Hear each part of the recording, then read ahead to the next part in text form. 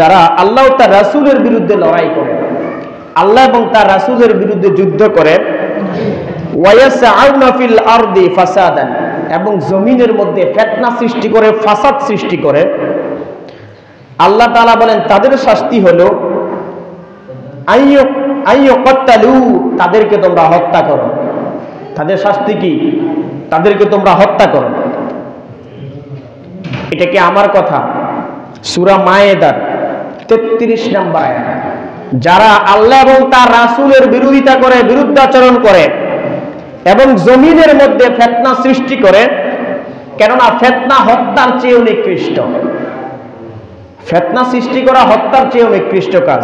তো যারা ফিতনা সৃষ্টি করে, ফিল আরদি ফাসাদান, জমিনের মধ্যে যারা ফিতনা সৃষ্টি করে, আল্লাহ তাআলা বলেন আইয়ুকাত্তালু, তাদেরকে তোমরা হত্যা করো, তাদেরকে হত্যা করা হবে। তাদের শাস্তি কি? তাদেরকে হত্যা করা হবে। ওয়ায়ুসাল্লাবু, অথবা তাদেরকে শুলে চড়ানো হবে, অর্থাৎ ফাঁসিতে ঝোলানো হবে।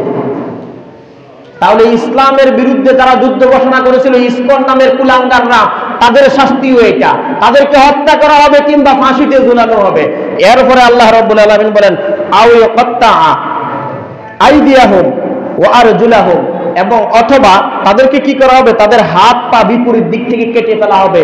ডান পা বাম হাত, অথবা বাম পা ডান হাত, এভাবে বিপরীত দিক থেকে তাদের হাত পা কেটে ফেলা হবে। অথবা বললেন যে আরজুলাহুম মিনাল খিলাফ, এরপরে বলেন যে আও ইউনফাউ ফিল আরদি, অথবা তাদেরকে এই জমিন থেকে, এই দেশ থেকে বহিষ্কার করে দেওয়া হবে। তাহলে আমরাও চাই ইসকন নামের কুলাঙ্গার, যারা ইসলাম বিরোধী, আল্লাহ বিরোধী, রাসূল বিরোধী এবং আমাদের এক সাংবাদিক ভাইকে কুপিয়ে হত্যা করেছিল, ওই সকল নাস্তিকদেরকে এই দেশ থেকে বিতাড়িত করে দেওয়া হোক, ঠিক কিনা?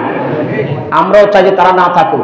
যদি থাকে, হয়তো তারা ফাঁসিতে ঝুলবে, নয়তো তাদেরকে হত্যা করা হবে, নতুবা তাদের হাত পা কর্তন করা হবে, অথবা তাদেরকে দেশ থেকে বিতাড়িত করে দেওয়া হবে। এর বাইরে তাদের আর কোনো শাস্তি নেই। আল্লাহ শাস্তির কথা বলে দিয়েছেন, তাদেরকে কি করা হবে। তাহলে তাদের বিরুদ্ধে আমাদেরকে যুদ্ধ করতে হবে।